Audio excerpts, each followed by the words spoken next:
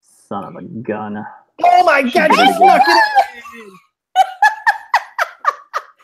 Hey, everybody, it's 2018, and they're really as exasperated as they sound. You've stumbled in, you didn't mean to do it, but you've done it, and now you're different. You're here at hashtag SPSM. What is that? Glad you asked. It's the Suicide Prevention Social Media Chat. I am your intrepid moderator. I'm at Doc Foreman, a psychologist, suicidologist, and, you know, regular Joe. And no, that's probably not true. But we're so excited. We're going to be talking about stuff that happened just as the hiatus started. A whole bunch happened in the world of suicide prevention social media. And that is my dog. If you hear her, that's Lucy. She's just saying hi. Hashtag dogs of SPSM. We expect for Dr. Julie Searle to be tweeting out pictures of Daisy. And I'd like to introduce you, Mr. Tony Wood. Tony, say hi to the people. Hi, everybody. I'm Tony Wood. I am the intrepid co-founder of SPSM, as well as being I am so many things. And so many people tell me new things I am each week. I can't share those. The most important of those is the chair of the board of the American Association of Suicidology, suicidology.org. Come on and join today. Conference coming up, pretty exciting. Washington, D.C. this year. Woo! Come on. No kidding. March on Washington, everyone. That kind of thing. Get my drift? Okay. As well as the CEO of Quantify. We are a jazzy little startup. I'm trying a lot of variations on Bart's thing. We do comprehensive risk analysis. Donate your data today for suicide prevention. OurDataHelps.org. Bart Andrews, what are you doing tonight? Well, thank you, Tony Wood. I don't know what I'm doing tonight. I am not a founding member of SPSM. I think that's one of the most distinguishing things about me. Often that comes up in conversation. I didn't found it, had nothing to do with it. It did find me. I've never been quite the same since. And there's much debate on the merits of that particular life change, depending on who you speak to, like maybe my wife. Aside from that, I work at the funky little crisis center in St. Louis, Missouri, Behavioral Health Response. It's a great place. We have the most amazing clinicians who are right now are helping people. Pat Coleman, get this boy a thesaurus. Don't shout out Pat Coleman. The last thing we do is for my boss to show up on the Twitter feed. That wouldn't be great. But I do love my boss, Pat Coleman. I'm excited about the show. I'm excited to be back with this amazing crew. And I'm excited to be back with our amazing SPSM community. You are the best. And we're excited to hit 18 running with some exciting content. Right, because it turns out, it turns out that a suicide social media event probably permanently changed major platforms sort of over the hiatus, which we're going to talk about. But before we do that, do we still have sound effects? Can we still do a drum roll? I think those are gone, April. They've been gone for quite a while. I think they retired. Everybody meet Chris Maxwell. Hi, everybody. I'm Chris Maxwell, dog owner, movie watcher. Bart knows where I'm coming from. Oh my God! Wait a minute. Did I blow this? Was there like a baton thing? Like, where was I supposed to hand it off to Chris? Did I drop the baton, or did April take my baton? A little bit. The viewers will decide. If you don't hold your baton in your hand tightly, it goes where it goes. Firmly. It's true. Yes. Chris. Yeah. Hi, everybody. I'm Chris Maxwell. A little bit has changed since the last time we had a show. I am now the communications coordinator for the American Association of Suicidology, as well as a recently inducted NASCOD board member. So the National Association of Crisis Organization Directors. Yeah. So quite a bit has changed. I'm more than thrilled to be with you guys and to talk about all this really, really big stuff. And it seemed like somehow as soon as everybody knew that we were taking a hiatus, they were just like, let's go completely off the whack and do all this stuff. So I'm like, we have so much to talk about. Right. And off the whack. I'm trademarking that. Off the whack. It's a thing. We're making it a thing. Off the whack. What if you're on the whack? It'd be a thing.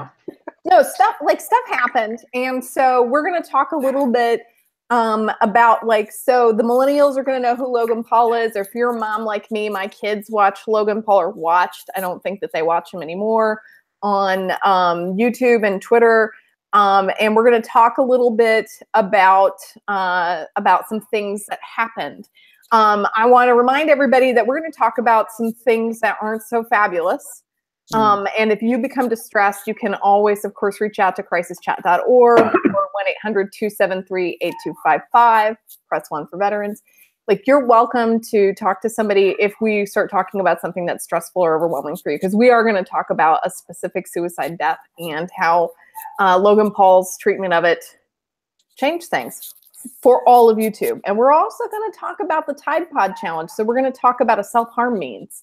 And so again, we're going to trust your judgment to do what is best for you. That being said, Chris, who now has an actual communications job again, who's been really, really on the ball with this, I would love for you to talk a little bit about reviewing what happened. Like, what is the story in December? All right. So the story, well, which December or the Logan Paul thing? The Logan Paul thing, didn't that start initially in December? It was like the 2nd of January. It was like right after the new year. It felt like December, but I had a cold. So the guy that we're going to talk about here in a little bit, who actually had an awesome reaction video on YouTube, Boogie, he labeled it as the first basic catastrophe of social media for 2018. So yeah, I mean, it was like right after the new year. Basically what happened is this massively popular YouTube star, this YouTube influencer, Logan Paul, who has about 15 million followers on YouTube, typically in the teenage range. So a lot of the people who drive, we know this, drive a lot of what is talked about and what is seen as important and valuable in the internet age. They are the followers. And so what he typically does is he puts out an episode every day. And it's usually just him like goofing around, doing silly stuff, pranks, just messing around, basically. So he had flown to Japan, was exploring a few things. They go to the fabled mythical suicide forest in Japan, which is known for, unfortunately, the fact that a lot of people go there to kill themselves, whether it's the isolation or whatever. So that's just something that happens. So they go there, initially explaining the adventure as a way to explore the ghosts and the haunted aspects of the forest. Mm-hmm. But so obviously we can debate. This is tasteless. And I didn't see this, but this had kind of a Blair Witch twist thing on it. Like, it was they were trying it. Yeah. And it was a shake can kind of thing. Like, this is something that's been done a million times in a million different scenarios. But they're picking a real place where real people choose to suicide. Right. Well, and other people have chosen real places where people choose to suicide as well. It's just that what comes next is what really takes the cake.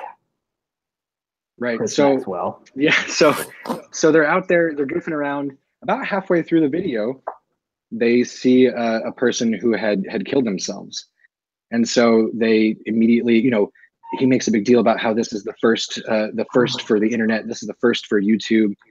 But it's it's really serious. So like we have to be, we have to make sure that this is taken seriously.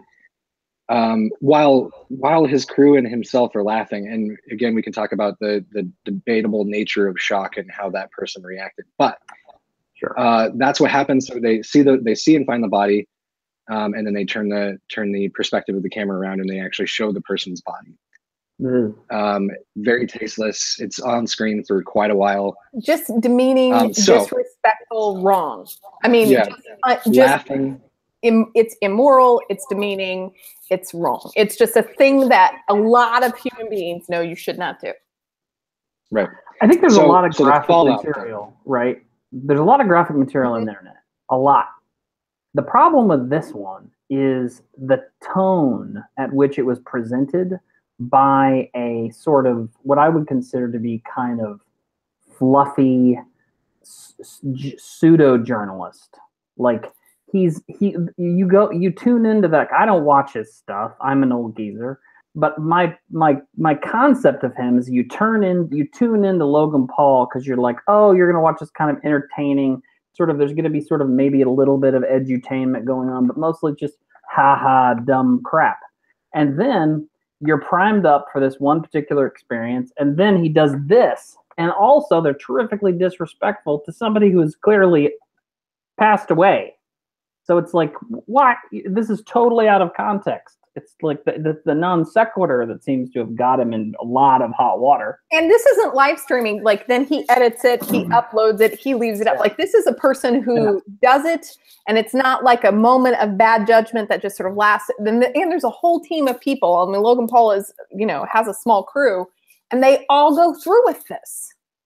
Yeah, I mean, is it the likelihood that he edits it himself? Probably the likelihood is near zero.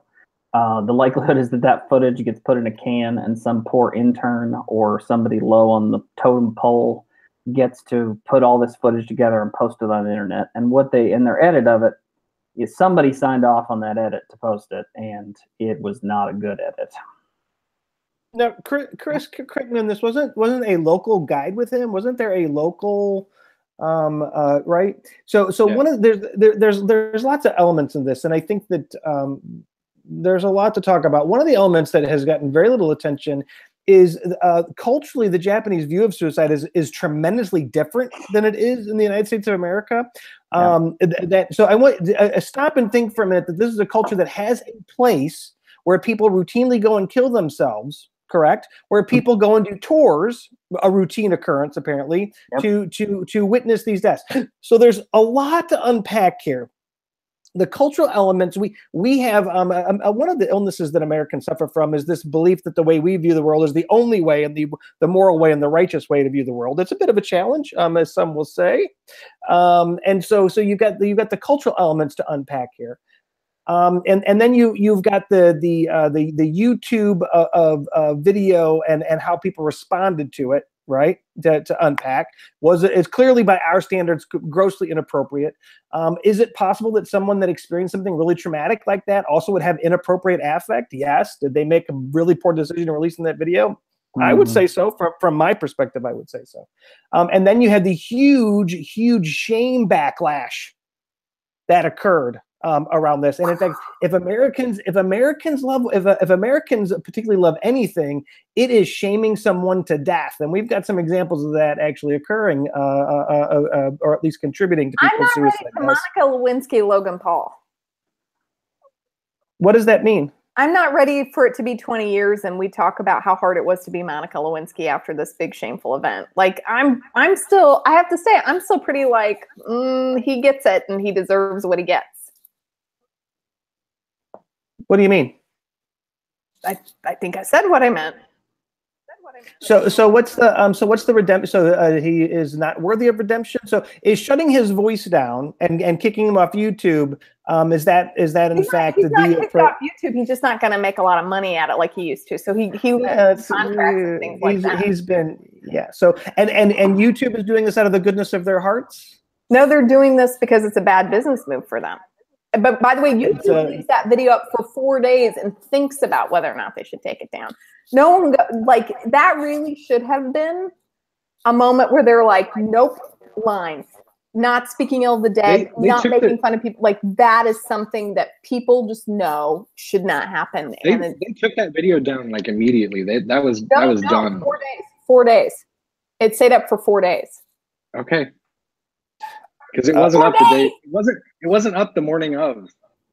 Mm-hmm. They didn't respond for 4 days. That was another part of this too. Is that YouTube took way too long to even talk about it, and people were really starting to wonder whether or not YouTube was even going to bring up their responsibility in the whole thing. But yeah, so it's just a mess.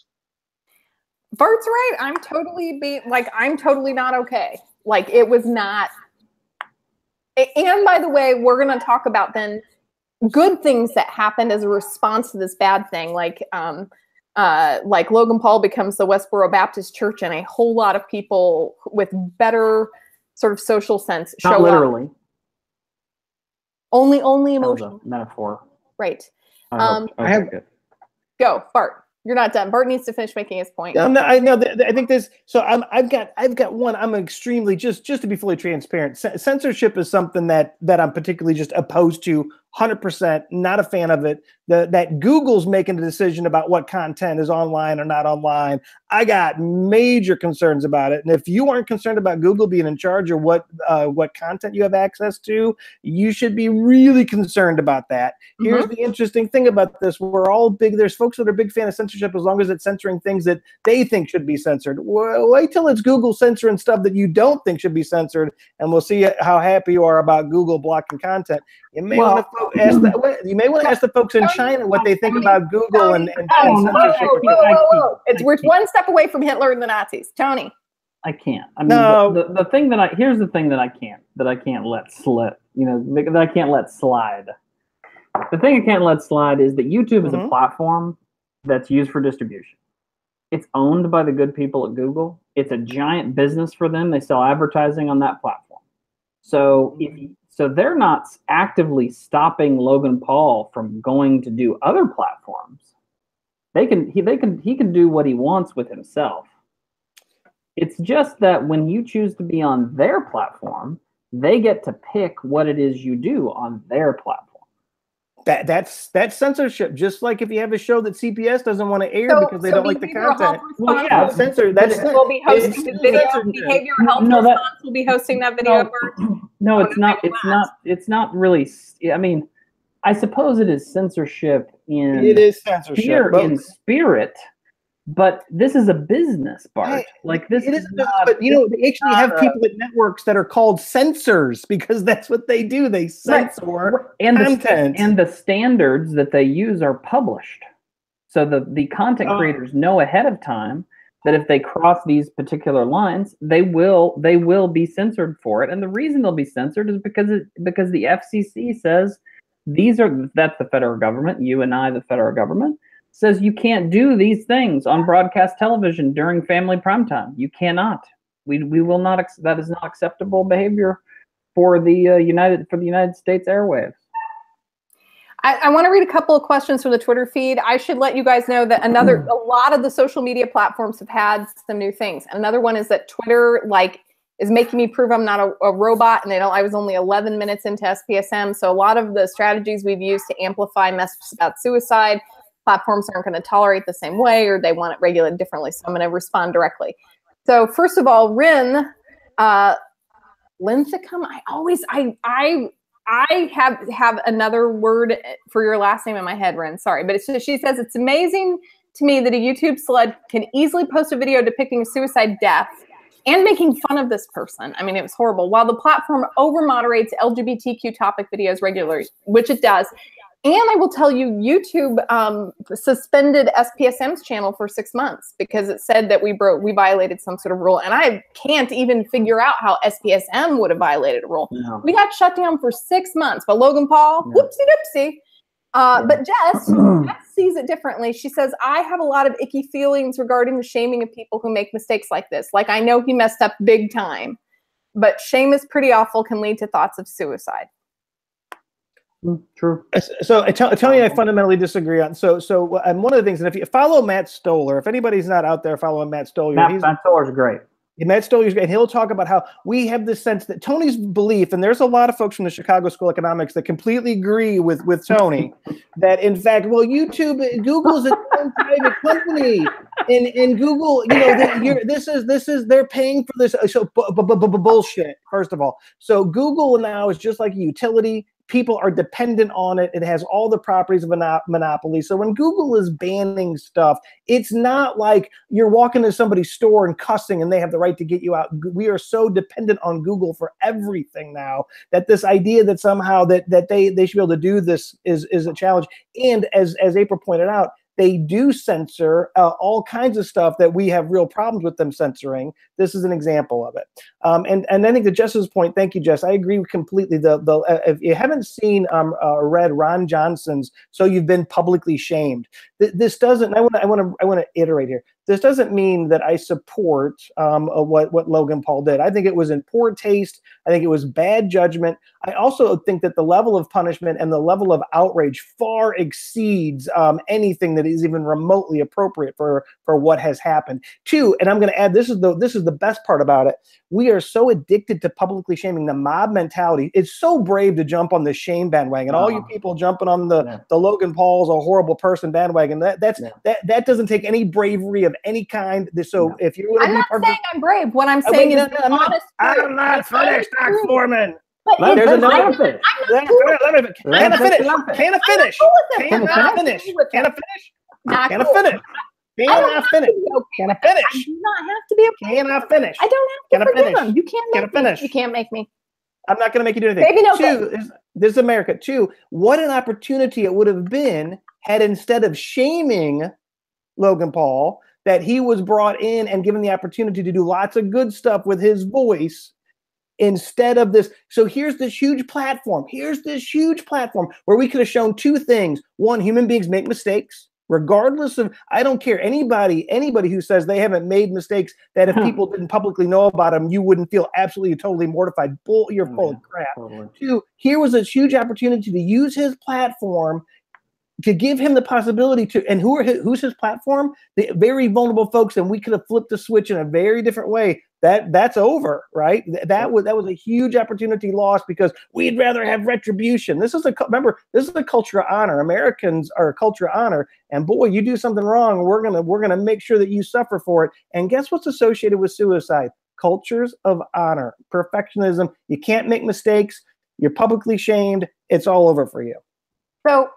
So this is a good place to take a stand, but I want to pivot just a little bit because to keep us on time, and I feel like that's a good definitive note. You know what keeping us on time is? It's honorable. So there was the reactions to Logan Paul, and we'll talk a little bit about how YouTube and Google are going to be different going forward in 2018 because of this event. And Twitter is already being different. Like, these platforms are all changing. And a suicide changed YouTube, which is just mind-boggling. But I want to talk about Boogie2988. And somebody tweeted him, let him know that we're talking about him live on the air. If all of you could shout out and say hey to him. And so I want to talk about some of these responses. Boogie2988 is a person who does a lot of gaming videos. He is known for his Twitch account. We're going to do a Twitch episode, by the way, on SPSM, which is huge. I know. I'm totally stoked to be even more too old for this than I have been before. It's Twitch is hard for me, but Boogie2988 said, hey, he did a 12-minute video. It's on the SPSM blog. We tweeted it out. I hope that you'll watch it. Tweet at him and say thank you. He said, listen, I'm a person with lived experience. Not cool, Logan Paul. And he's got 675,000 followers on YouTube, and on Twitter he's got quite a few. He's not a small voice. He's a very big voice. Another big voice has said things, but his was just, it's 12 minutes of real goodness. I want you to watch it, where he talks about his suicidality. He says, but I'm not just gonna, jump on the shame bandwagon. I am going to donate to the Suicide Prevention Lifeline. You can donate too. For all of us who wanted to jump on Logan Paul and jump on that bandwagon, instead of doing that, let's do something that helps keep those lines open, because I've needed them sometimes. And I know that there are some of you out there who've needed them. And so he uses this, it was reprehensible. I know, but I'm not okay with it. What was done, it really passed a human decency line. Even if you don't even know anything about messaging guidelines, it was just an incredible bad judgment. And they took this moment and they turned it into a way to raise awareness about lived experience, to keep crisis lines open, which was awesome. And I put just a little screenshot of his tweet. He also talks about doing it on his YouTube channel. And I'm really certain that at Boogie2988 didn't get a copy of suicide reporting guidelines. Right? I think he, like many millennials and folks in social media, that there has become an understanding about this kind of thing, that use an event in bad taste to raise awareness for a solution. And it seems to be an unwritten social standard among people who have good social skills and good social media skills. And I just Is it interesting? Yes. Is it interesting, Chris, that the volume of responses to this, of all suicides that have been, and this man was clearly already passed away, or at least believe it was a man that was already passed away. But of all the suicides that have been broadcast live on the internet, this one got a tremendous reaction from this particular segment of people. That has now been amplified to international news. It's like New York Times level reporting, because old people are like, "Who is Logan Paul?" And so the New York Times has to write an article about it. Right. Why is this one? Well, because he has 15 million followers. He's got more attention than well, he was the 4th highest paid YouTube person last year. So 12 million he's got a lot of reach. Mm-hmm. Yeah, just boatloads of cash, boatloads of influence. Again, like we said earlier, he is influencing the influencers. The other thing that I think is really interesting, and April, to what you were talking about, in the way that Boogie was able to sensitively talk about this, potentially without being aware of the reporting on suicide guidelines, or any guidelines necessarily. And there's such a clear distinction between the way that Logan Paul handled suicide and the way that Boogie responded to it. And I think the key component here is lived experience. Boogie automatically just kind of inherently knew how to talk about it because he's experienced these things. It was coming from a place of complete empathy and knowledge and experience and expertise, so much to the point where he was like, "Logan, you screwed up, but here's a way that you can potentially try to fix it." So it wasn't even his reaction coming from a place of lived experience wasn't shameful, or wasn't attempting to try to shame him. So I mean, that's super powerful. Yeah, he was a class act. I mean, it was just a moving class act. It was just well done. His self-disclosure was on, like, without getting a lot of media training about suicide, he seemed to know the thing to do. And I like, every time that I'm, sitting in meetings, we're talking about maybe if we share the guide, I sort of really try to remember that social media is about sort of norms and about understood sort of informal rules. And you can't, it's hard to write a one-pager that coaches that kind of thing, right, Chris? One-pager. Yeah, no, it's something that is learned, and not learned, but it's something that has to be experienced. And I think we all agree that April loves her one-pagers. It's hard for me. We need more one-pagers. We need more one-pagers. We need more things. We need more things telling people what they can and can't say. I'll stop. Yeah, do's and don'ts. That's what we need. If there was a line judge, who was enforcing the rules, and we could sort of inform all the judges, but honestly, this Logan Paul thing, the way that it happened, the only thing you could do is write guidelines as a reaction to it. But there were people who already knew something effective to do and did it, like Boogie2988. Boogie, you're awesome. I'm your biggest fan now. Like, and I'm going to learn Twitch, and I'm going to watch you on Twitch. I swear to God. And I'm an old person, so it's happening. So, I think it'll be interesting. No, go ahead, Chris. Okay, I just wanted to throw this out before I forget too, because of what April you just said, in that Boogie's reaction was so focused on having a concrete action tied to it, like causing or creating goodness out of whatever bullshit this was that Logan Paul had created. So, but I also wanted to point out Sarah Schuster at the Mighty had the amazing article talking about, okay, so this is what happened. What do we do now? And she actually has 4 action steps like lined out.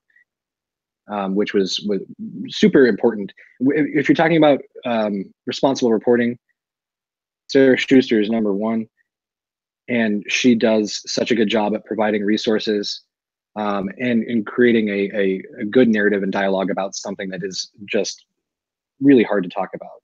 Obviously, there are people on either side who are going to be very passionate about their beliefs, and we've seen that. Have we seen that? Stop Texas Suicides. Hey, how's it going? She says there have been several parent queries, SPSM alum, on the Logan Paul video. What was the message to send to parents on this? And I have to tell you, and I'm bad because they're having a pat answer is not my way, and that's why Chris has Chris's job and I just do this. If I had I would say, so what is it that you need out of response? So like my daughter, I was getting ready for the show, and my daughter says, "Oh, everybody watches Logan Paul." She goes, "Not anymore, boy. He really screwed that up." Like I didn't have to tell her that. She's like, "No." She goes, "We'll watch PewDiePie." She's like, "We're just not interested in Logan Paul." So ask the parents if they had a kid who was obsessed, or like ask more, and then tell them to ask their kids what they think. I think having a curious, questioning voice will get you where you need to go with that. First and foremost, check the one pager. Chris, any thoughts? I have a question. Thoughts? Oh, I have no. a question for the panel. What do we think the effect of this will be in, say, I don't know, 3 months? So I can answer that. I think here's the saddest part about this is the biggest effect of this is probably going to be on Logan Paul's career and not on any major effort to improve our reach, our understanding, or our efforts in suicide prevention. For me, this is really where the rubber hits the road for me. One of my pet peeves, and this upsets people. I don't give two craps anymore. That upsets people. Our moral outrage over unsafe messaging, and don't make me go through the science on flipping safe messaging, because you're not going to like what the science tells us about what we really know about safe messaging. If this moral outrage over messaging, if we could devote and harness this energy to something useful, like making sure that it was an ethical requirement that all professionals had suicide prevention training, or that there was universal screening for suicide, or maybe we got universal health care in this country. I'd love to see that level of outrage and passion. Here's what's fascinating to me: where people get really worked up and downright dedicated is to destroying other people and dragging other people down about doing something wrong. And I think we saw that quite clearly with this particular example. Do I think there's going to be any lasting impact from this in terms of a good thing? Probably not. I don't see good or bad. Like, what's the impact? The worst thing is going to be Logan Paul's career's in the toilet. I don't think that there's going to be any major. And so also, how likely are people to do controversial things around suicide on YouTube? Yeah. They won't ever, if they're smart. If they have big audiences, they'll never do it. So because the backlash is so big, and two, the reaction to this is that if you do screw up, not only did you screw up, but you're done. Your voice is gone. You're not gonna be allowed to redeem yourself. They're a business, not their mommy. They're a business. Your mommy. Yeah, and I don't know how much I believe the fact that no one's gonna try to do something like this again. I don't think anybody's necessarily learned a lesson. The kids who are making these kinds of videos are not the type to really see the consequences, at least in my experience, and this is just totally my perspective. For any number of the things that these kids are doing, like the Tide Pod Challenge, it's not about consequences, it's about creating content that gets the most viewers. You think the big guys that are where they're making millions of dollars, and they saw how quickly he's a $14 million a year commodity. That's huge. He's done. Those days are probably completely over. The kids the guys that are really making cash, you don't think they're going to avoid this sort of thing again? I think they will. I think this is the sort of thing that the big names will probably avoid. I don't know. PewDiePie went full racist at least twice. He didn't learn his lesson. My daughter still watches him, which says not great to his parent. So we're more tolerant of racism than we are of a Suicide Forest video. That's really interesting, isn't it? That's a really interesting experience. Sure is. So that's funny that it reminds me of the controversy around Tide Pods. Tide Pods. That's a smooth transition. How about that, everybody? Before we make that transition, I just want to make a couple quick announcements because we're a little bit more than halfway through. So at Jedi Council, also SPSM, how y'all doing? They said when I learn Twitch, we can turn into their Geek Therapy's Twitch channel too. So they're going to be doing a Twitch channel on Geek Therapy. Check out on the SPSM stream so you can get a link to the Twitch for Geek Therapy. Also want to give a shout out. No Restraints, Rudy. Rudy and Jess Stolman just Rudy Caceres and Jess Stolman just did. There's only one Rudy. I licked him. There, no Restraints. Okay, you've licked a lot of folks, so I'm not sure that's really a point of distinction. Let's be clear. Yeah, can we get a fact check on? Can we get a fact check on that? Like SPSM was 2016. I still got all the props. That's and 2017 was the poop Illuminati, but now 2018 is here. It's a new year. There'll be a new meme. So, but you can, Jess, if you were listening, will you please give Rudy a shout out and help us tweet out some information? Because I don't know that I have all the information about when they can catch Rudy and No Restraints. Chris, Bart, Tony, do you guys know the information off the top of your head? I feel like unprepared. Check them out on the Facebook. What information are we talking about? No Restraints, like what the details are for listening to No Restraints. It's a Facebook show. He does it on Facebook. Oh, is it Facebook Live? I thought it was on Twitter. It looked like it was broadcast on Twitter. He uses a program called BeLive.tv, I think that's what it's called. You can actually do sort of panel shows and interviews.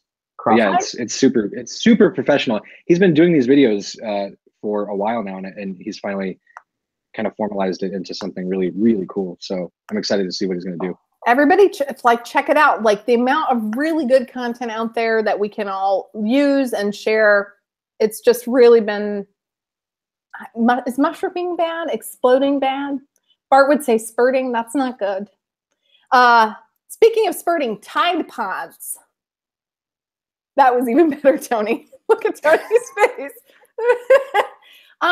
So another sort of interesting social media phenomena about self-injury that has gotten so much attention is the Tide Pod Challenge. And I hate to bring it up because, all we do is sort of throw fuel on the fire. But this is to educate people who might not know what that is or who might know what it is, but just to really help put it in a professional light related to our field.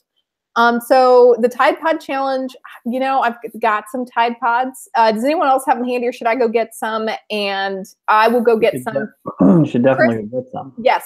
Chris, why don't you explain what the Tide Pod Challenge is? Honestly, this came out of nowhere for me, but as far as I understand it, because Tide Pods, and it's these like concentrated laundry detergent pods, because they look like candy, and this has been a recurring thing for the last couple of years, ever since they came out. Kids would get accidentally sick from drinking LaCroix, and they would eat them, and then they'd get sick. Tide had to put like extra safety guards on them, all this kind of stuff. So anyway, it's been going on for a couple of years. Now kids are like taking those because they look like candy, eating them while they're filming it and putting it up on YouTube to get hits, or Facebook, or wherever. Yeah. This is a follow-on of the infamous cinnamon challenge, which was cinnamon challenge, dangerous. The milk challenge. So here there's a lot of misinformation. And here's my favorite part about the Tide Challenge. This is nothing new, because actually there's the drink bleach meme. If you don't know about the drink, you might as well drink bleach. The drink meme is old meme stuff, right? Yeah. The Tide Pod, the Tide Pod Challenge is just a variation of the drink bleach meme. It isn't anything new. There was also a spat of kids drinking bleach when they shouldn't be drinking bleach. But how do you not know that you're not supposed to drink bleach? I'm sorry. I'm pretty sure that you should know not to drink bleach, right? It does say on the bottle. So it doesn't say in the Tide Pod package? It does. You shouldn't ingest it or put it in your mouth? So what are we? The way that I like to think about this. The way that I like to think about this is, so the Tide Pod Challenge is like the butt chugging of 2018.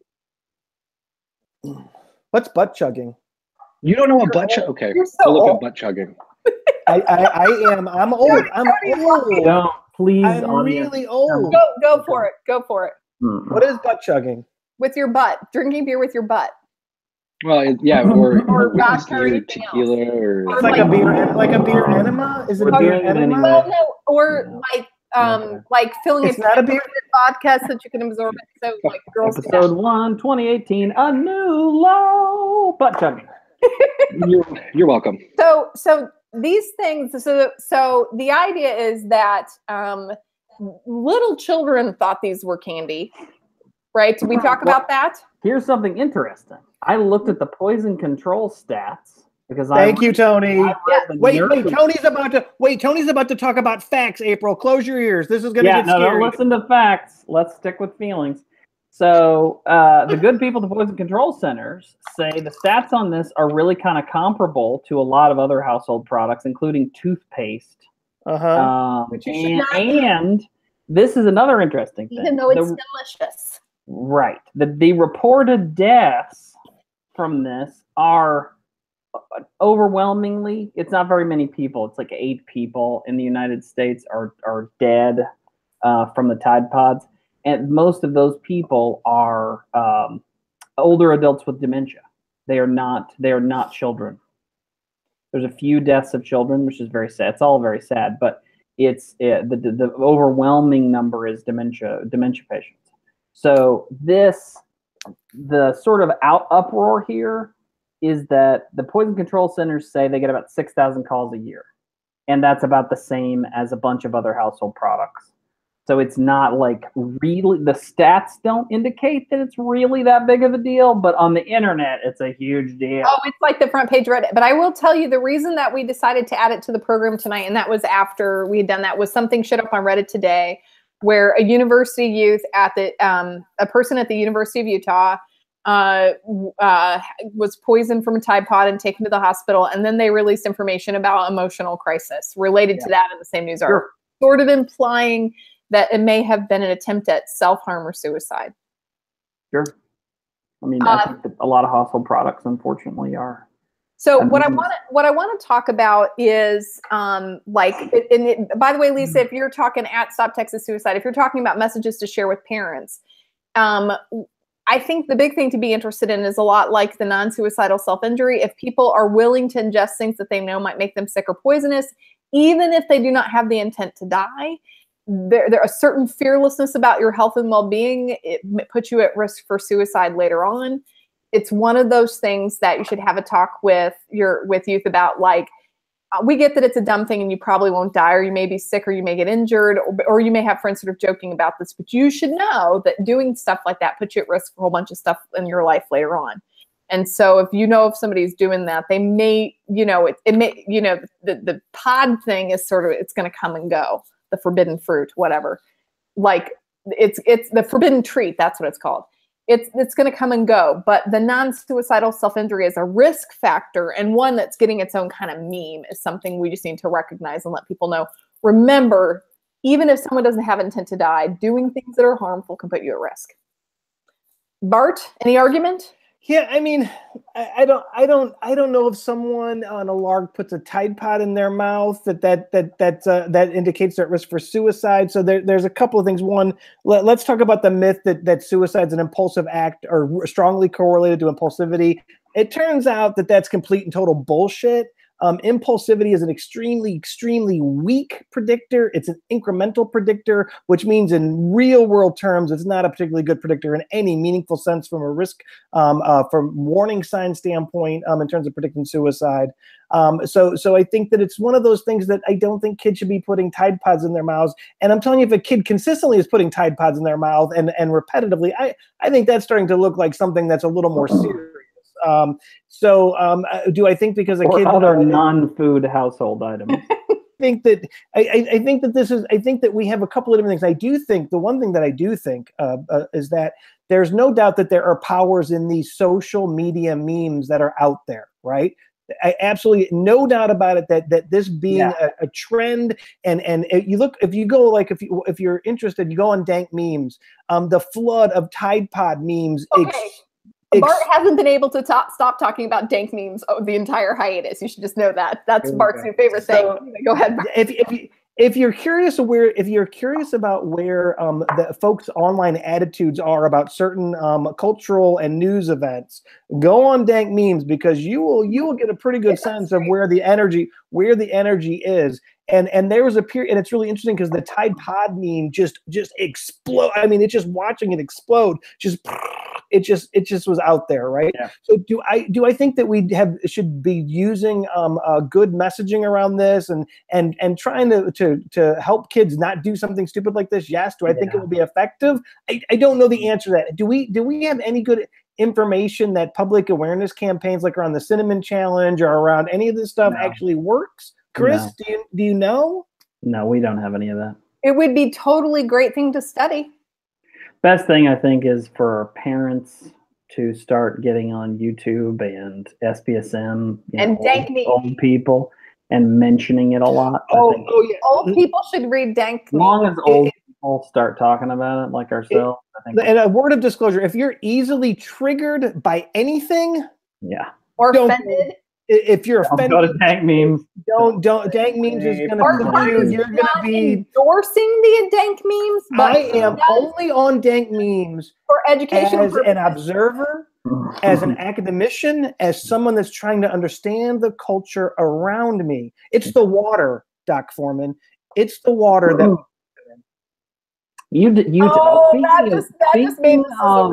Speaking of self-harm, you told me about some research, Bart, quite a long time ago about the cultural aspect of eating disorders. Yeah. And it reminded me of this a little bit. So I mean, this is one of the things that when people talk, I get really worked up when people talk about the genetics of mental illness and all this. Yeah, genetics are involved, but mental illness is also heavily driven by culture. There is no historical evidence of eating disorders prior to maybe the late 1800s, definitely the early 1900s, the first documented cases of eating disorders, right? Eating disorders didn't actually exist until people could see themselves on cameras and in films, and also when people had really good access to lots of mirrors. So these sorts of things didn't even really exist until the culture changed dramatically, right? Bart has hair dysmorphia disorder. I do struggle. Struggle with my hair. Look at your glossy locks. And we're not recommending you out your colleagues on suicide prevention video chat shows. But Tony, you and I have talked about this, and we have. It's just right now. Mm-hmm. All right, I'm cool. Okay. So we're getting to the end of the hour, and first of all, we hope that Boogie2988 hears us and hears our admiration. I just want to thank everybody for those tweet outs. We want to talk just a little bit as we're wrapping up the hour about changes to social media platforms that we know of going into 2018, because we're going to talk about the free internet probably is not like the free web that of the late 90s. Or the early aughts. It's going to be a little bit different. YouTube, as a result of the Logan Paul suicide, has created even more standards for which it will remove or censor content. It'll pull content down off of its site. So it has escalated standards.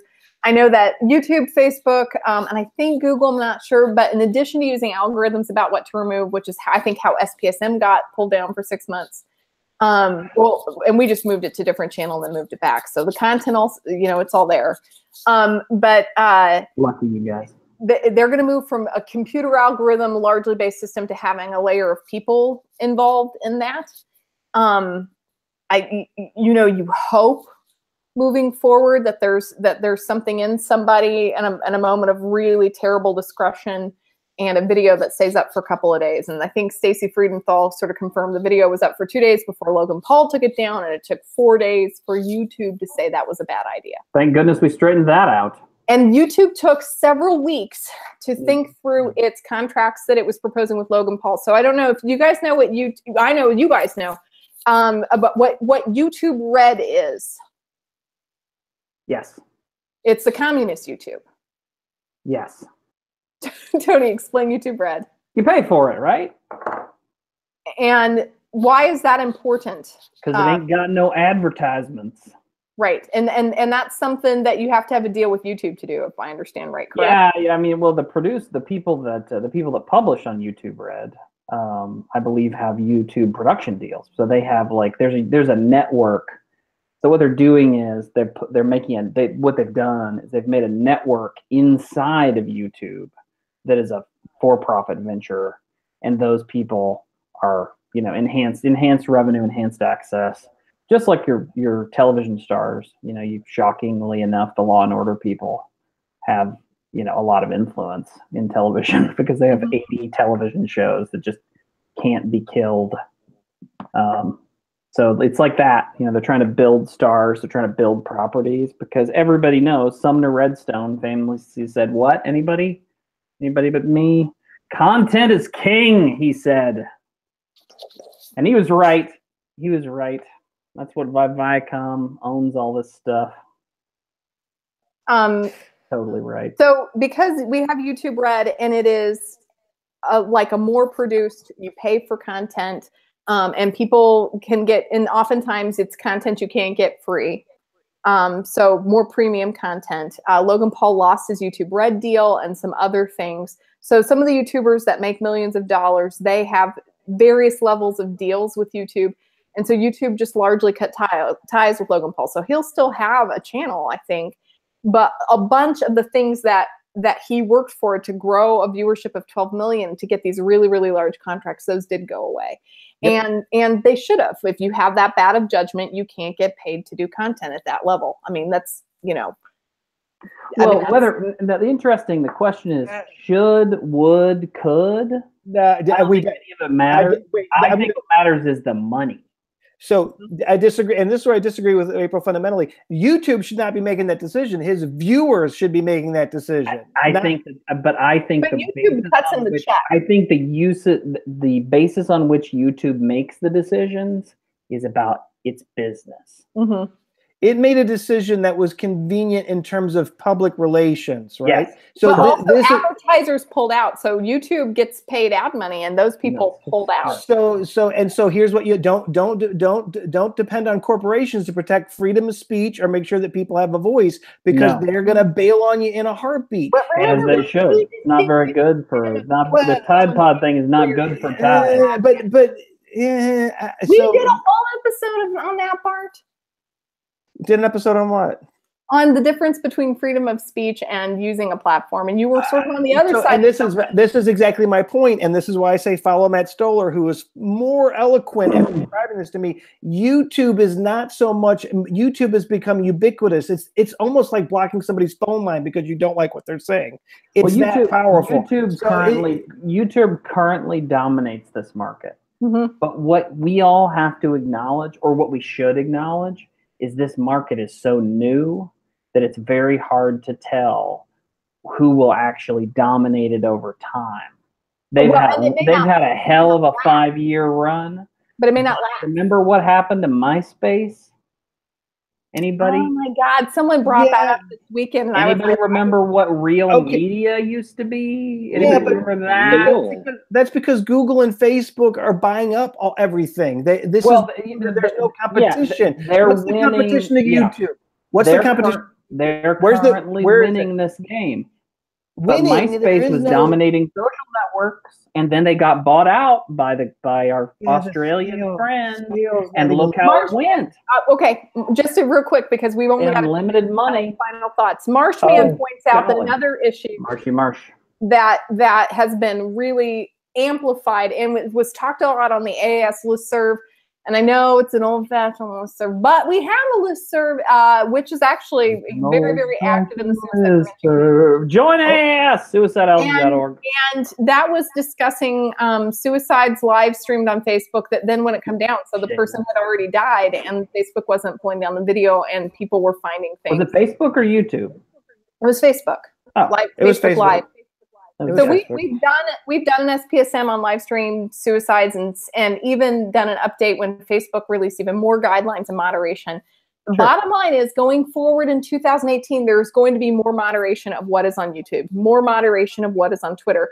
So several people had problems with Twitter sort of shutting us down and saying we're robots because we're retweeting and sharing out the good contents during a chat.